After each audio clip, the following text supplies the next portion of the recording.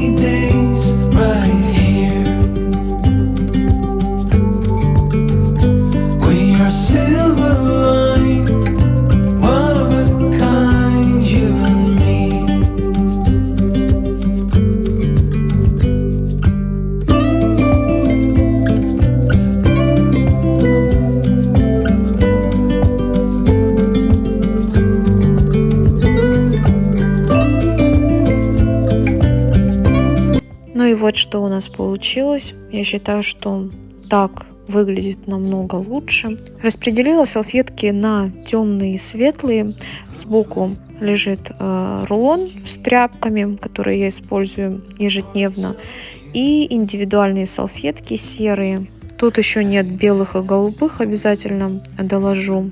И в этом ящике я еще храню Пемолюкс. Пемолюкс и соду. Очень удобно хранить под раковиной, то есть когда тебе нужно там кружки помыть или сковородки, ложки. Под рукой снизу раз достал и все готово. Раньше я хранила это все около микроволновки, то есть снизу. И было неудобно каждый раз ходить, а использую соду я практически каждый день. Следующее, что мне нужно было сделать, это разобрать вот этот ящик. Я его разбираю точно раз в неделю, вот правда. Буквально разберу, допустим, через несколько дней у меня то же самое. То есть сладости, они повсюду, вот это все крошки, и постоянно приходится вот это все доставать и пылесосить. Сейчас хочу организовать это все в контейнеры стеклянные, но все равно, сами понимаете, где лежат сладости, там сахар, крошки, они будут всегда, и с этим ничего не поделаешь. Хотя у меня есть защитная пленка с Икеи, но все равно, честно говоря, они вообще для меня неудобные. Их мыть, оттирать намного дольше, чем просто протереть ящик. Просто единственное, удобно, если ты или ребенок положил там мокрую посуду, ну не дай бог, или что-то разлилось, да, у тебя там защитная пленка есть, и с твоими ящиками с дном ничего не произойдет. Да, в этом удобство есть.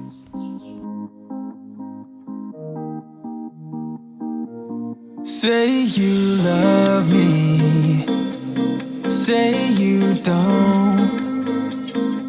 Just give me something so I can move on. Pull me closer or push me away. И с этим ящиком я тоже закончила. Порядок, убрала все лишнее, что в холодильник убрала в холодильник, но остальное все оставила вот пока так.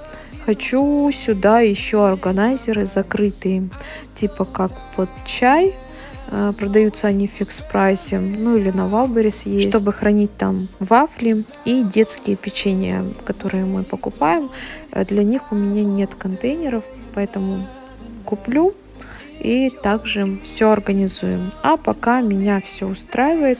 И хочу сейчас рассказать вам о моей покупке. На этой неделе я получила долгожданную посылку, блендер. С утра, когда показывала завтрак, вы, наверное, заметили, что у меня новый помощник. Бренд Oberhof. Вы уже слышали у меня о нем на моем канале. Приходит все вот в такой упаковке. Прям очень хорошо упаковывают. Молодцы. За это 10 баллов. И в подарок они положили вот такую овощерезку, которая имеет 6 насадок. О характеристиках блендера я уже писала в своем инстаграм. Он имеет 8 скоростей, 3 автоматических режима. Это пюре, колка льда и смузи. С утра я готовила кофейный напиток. Получается безумно вкусно. Я его часто готовлю. Ингредиенты все оставлю на видео и под видео в описании. Кому интересно, можете прочитать. Там нет ничего сложного. И остальную часть, которая остается, я обычно замораживаю. Oberhof — это немецкий бренд.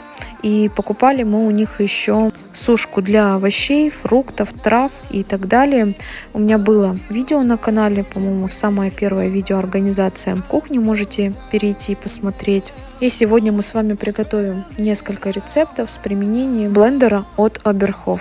Он очень быстро взбивает. Вот, допустим, тесто на блины буквально за несколько секунд, и все готово. То есть все ингредиенты вы отправляете в чашу блендера, включаете, и все готово. Рецепт блинчиков оставлю также в описании, не буду вдаваться в подробности. И моется, кстати, он очень легко. Наполняете воду в чашу, добавляем туда каплю моющего средства, включаем на несколько секунд, потом все просто сполоснуть, и готово.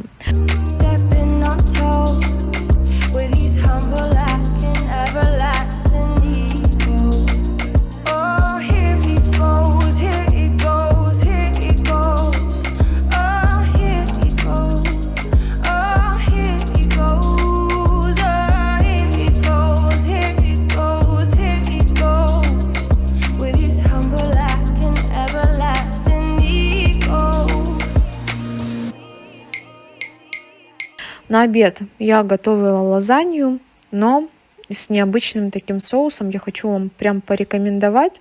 Я давно заменила соус бешамель на вот этот вот, который я сейчас приготовлю.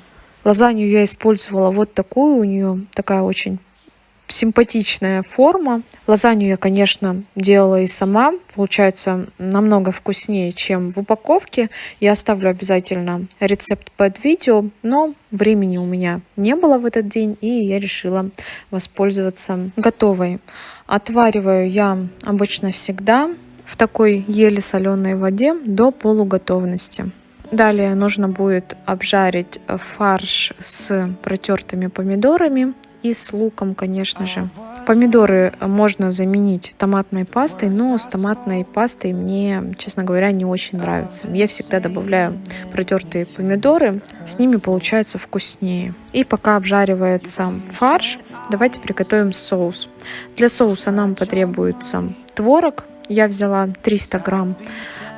Берем сыр, любой твердый, где-то 100 грамм. Сливки 20%, где-то 100 миллилитров, можно 150. Рикотта покупаю я в Магните, в пятерочке есть. Одно яйцо, и все пробиваем блендером. Это желательно сделать, чтобы соус получился однородный. Намного получается вкуснее. И у меня еще в холодильнике был сыр моцарелла. Я его разделила на 2 раза. Лазанья у меня будет на обед, и одну часть я отправлю в морозильную камеру. Очень удобно. Потом даже не нужно размораживать. Отправляем в духовку где-то минут на 40, и готово. Выкладываем все слоями, как обычно. Первый слой фарш. Далее идет лазанья, снова фарш, соус. И повторяем до тех пор, пока не наполнится ваша форма.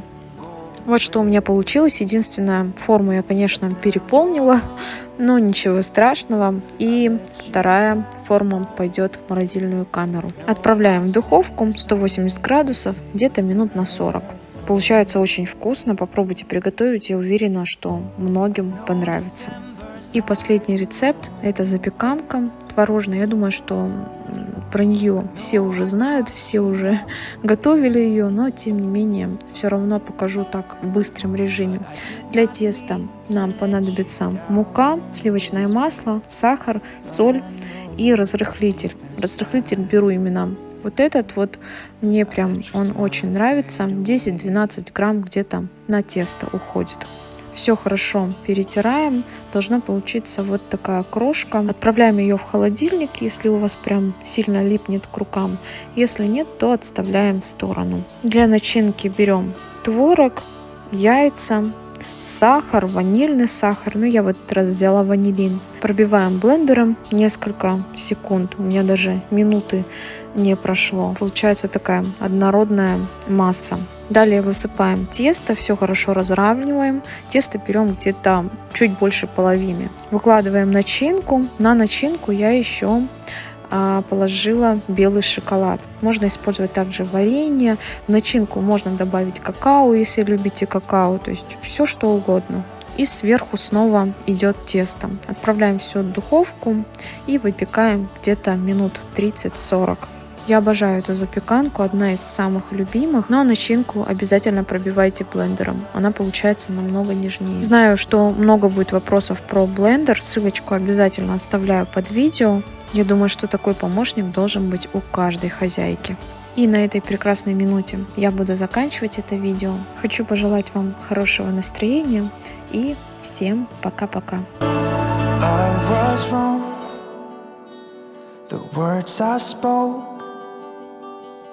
I've been saying many things that are hurtful.